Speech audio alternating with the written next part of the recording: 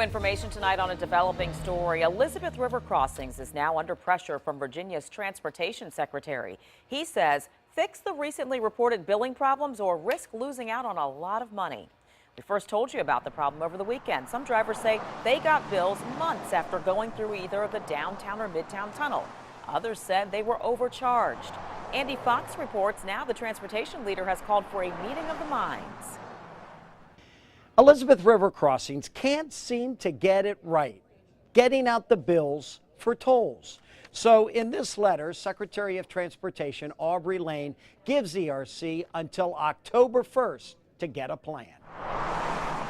You would think ERC would figure out how to get their money for tolls, but it appears they can't figure it out. So Transportation Secretary Aubrey Lane's put ERC on the clock. And I believe anything over 60 days old is not fair to be processed, either be billed or processed against customer account. That means Valerie Turnage, who went through the tunnel in April and who just got her bill Saturday, 5 months later would not have to pay. And I was just kind of confused because I hadn't been over to Norfolk side I knew it was months. In his letter, Lane writes to ERC's leader, Greg Woodsmall, I demand that you provide a formal written plan to address the deficiencies in your tolling operations. Listen to your reports and others in research with VDOT.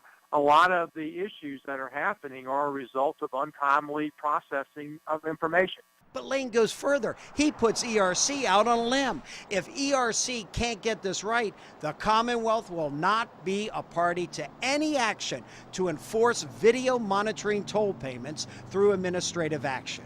Until I'm sure that their billing is corrected, I didn't think it was fair that Department of Motor Vehicles put holds on accounts when we're not sure if those holds were valid or not because of the untimely billing. That means DMV will not withhold vehicle registrations or renewals from people for unpaid tolls, which they would do to make people pay their tolls. ERC would only text us this in response.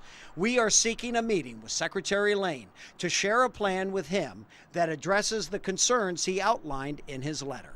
Aubrey Lane also told us future wording in contracts will state you have to get the bills out in a timely manner or else the people don't have to pay. In the newsroom, Andy Fox, 10 on your side. Secretary Lane also told us if he has to, he will get legislation in the General Assembly, making it a law that all toll bills must be presented within 60 days. He's confident there are many legislators who would savor the opportunity to sponsor that bill.